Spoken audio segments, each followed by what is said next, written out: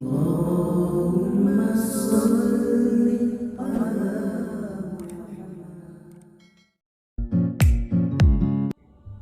kamu ingin melihat masa depan sebuah negara, lihatlah pemuda-pemudinya pada hari ini, kata Sayyidina Ali karramallahu wajhah.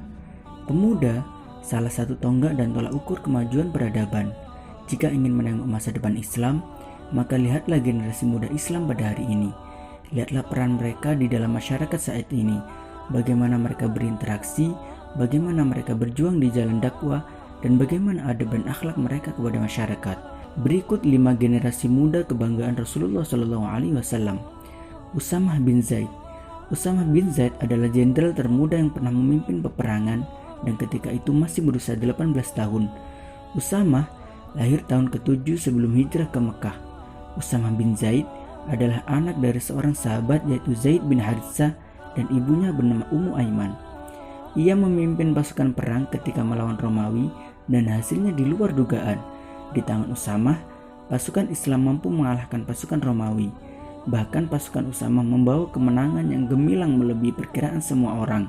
Sampai para sahabat berkata, belum pernah terjadi suatu pasukan bertempur kembali ke medan tempur dengan selamat dan utuh. Usamah bin Zaid wafat tahun 53 Hijriah atau 673 Masehi. Sa'ad bin Abi Waqqas. Sa'ad bin Abi Waqqas lahir di Mekah. Ayahnya adalah Abu Waqqas Malik bin Uhayb bin Abdul Manaf bin Zuhrah dari Bani Zuhrah suku Quraisy. Ibu Sa'ad adalah Hamnah binti Sufyan bin Umayyah bin Abdul Syam bin Abdul Manaf.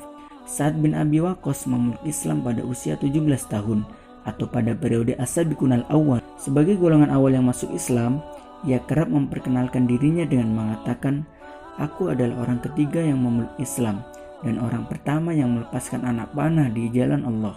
Dalam sejarah masuknya Islam ke negeri Cina, disebutkan bahwa dinasti Tang yang saat itu memimpin pernah menerima delegasi dari Arab yang dipimpin oleh Sa'ad bin Abi Waqqas atas tugas dari Khalifah Utsman bin Affan.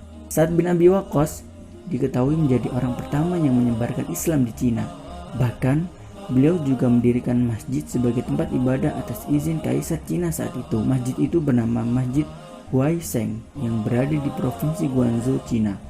Zubair bin Awam. Zubair bin Awam adalah salah satu di antara 10 sahabat Nabi yang mendapat berita gembira akan masuk surga. Zubair adalah sepupu Nabi karena ibunya yang bernama Sofiyah binti Abdul Muthalib, saudara kandung dari Abdullah bin Abdul Muthalib, ayah Nabi. Sedang ayahnya yang bernama Al-Awwam bin Khuwailid masuk keluarga besar suku Quraisy. Zubair masuk Islam di usia yang terbilang masih muda, yakni 15 tahun. Zubair adalah orang yang pertama kali menghunuskan pedang di jalan Allah dan diakui oleh Rasulullah SAW sebagai hawarinya atau pengikut setianya. Zaid bin Sabit bin Dohad An-Najari Al-Ansari adalah pemuda terbaik di zaman Nabi Muhammad SAW. Ia merupakan penulis wahyu dan surat-surat Nabi. Dalam 17 malam, mampu menguasai bahasa Suryani sehingga menjadi penerjemah Rasulullah SAW. Ia hafal kitab Allah dan Zaid bin Sabit dipilih sebagai ketua tim pembukuan Al-Quran di masa Khalifah Abu Bakar dan di masa Khalifah Utsman bin Affan.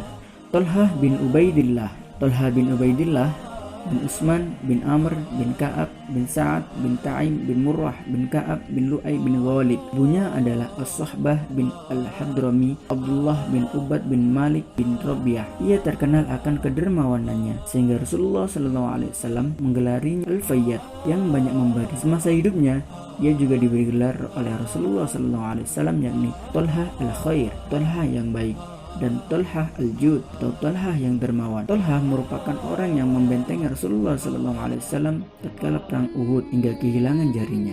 Barisan pemuda zaman Nabi ini adalah keberanian dalam kebenaran, perjuangan, dan pengambilan keputusan. Pemuda di sekitar Nabi Muhammad SAW adalah pemuda-pemuda yang mempunyai kuasa dan keahlian untuk membela Rasulullah SAW dan keberlangsungan dakwah Islam.